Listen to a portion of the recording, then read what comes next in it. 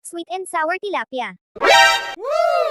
Hi guys, ulam serye na naman tayo for today's video.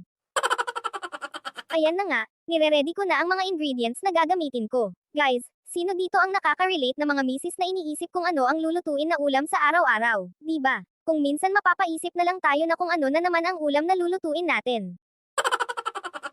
Pero, kahit ganun thankful pa din tayo na meron tayong lulutuin. Aww. Yeah, boy.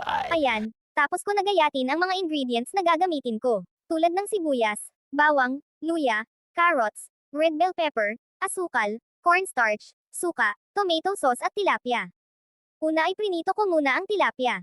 Pagtapos ko nang eprito ang tilapia, naggisa na ako ng sibuyas, bawang, sunod ang luya. Sunod ay ang suka. Sunod ang tubig.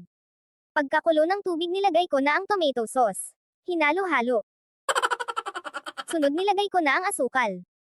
Hinalo hanggang sa matunaw ang asukal. Sunod nilagay ko na ang carrots at red bell pepper. Sunod ay ang cornstarch para lumapot ang sauce.